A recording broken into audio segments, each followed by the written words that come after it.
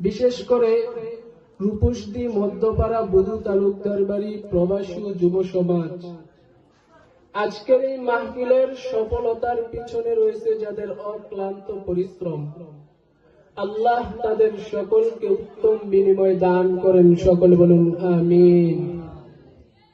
মুহতারাম উপস্থিতি, ইতিমধ্যে আলোচনা করেছিলেন আমার উস্তাদ মুহতারাম, আমার শেরে তাজ শাইখুল হাদিস আল্লামা আতিকুল ইসলাম চৌধুরী সাহেব দামাত বারাকাতুহুম আলিয়া। গুরুত্বপূর্ণ আলোচনা করতেছিলেন হযরত। আমার পর আলোচনা করবেন সারা বাংলার আলোড়ন সৃষ্টিকারী, আন্তর্জাতিক খ্যাতি সম্পন্ন মুফাসসিরে কোরআন, আমরা যার অপেক্ষায় অপেক্ষমান, হযরত মাওলানা শেখ সাদ বিন আব্দুল মজিদ সাহেব দামাত বারাকাতুহুম। আমি শুধুমাত্র আপনাদের দোয়া নেওয়ার জন্য বসছি, আর সামান্য আলোচনা করার তৌফিক যদি আল্লাহ দান করেন তাহলে আলোচনা করেই আমি আমার আলোচনার ইতি টানার চেষ্টা করবো ইনশাআল্লাহ। আমি আমার আলোচনাকে সহজে বুঝার জন্য 3 ভাগে ভাগ করেছি। 1 নাম্বার, পবিত্র কুরআনুল কারীম এর সংক্ষিপ্ত পরিচয়। 2 নাম্বার, কোরআন পাঠকারীর নির্বাচিত 10টি ফজিলত। 3 নাম্বার, কোরআন তেলাওয়াতকারীর প্রতি 7টি বিষয় লক্ষ্য রাখা উচিত। প্রথম নাম্বার আলোচনা, কুরআনুল কারীম এর সংক্ষিপ্ত পরিচয়। এটা জানার জন্য আমি 5টি বিষয় আলোচনা করব ইনশাআল্লাহ। 1 নাম্বার, কুরআনুল কারীম এটা কার কিতাব? সূরাতুশ শুআরা আয়াত নাম্বার 192 আল্লাহ বলেন, ওয়া ইন্নাহু লাতানসীলু রাব্বিল আলামিন। নিশ্চয় কুরআনুল কারীম জগৎ সমূহের প্রতিপালক আল্লাহর পক্ষ থেকে নাযিলকৃত। তাহলে কুরআন আল্লাহর পক্ষ থেকে নাযিলকৃত।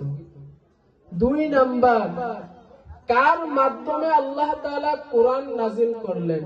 সূরাতুশ শুআরা আয়াত নাম্বার 193 আল্লাহ বলেন, নাযালা বিহির রূহুল আমিন।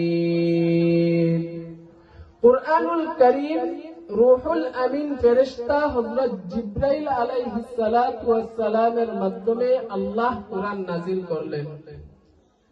3 নাম্বার, কার উপর কুরআনুল কারীম আল্লাহ নাযিল করলেন?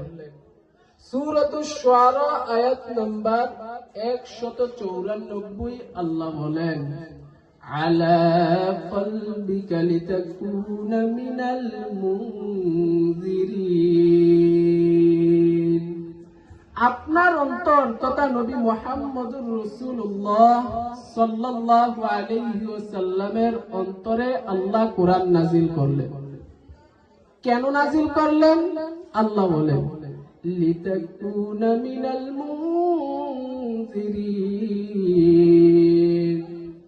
যেন আপনি সতর্ককারীদের মধ্য থেকে একজন হয়ে যান।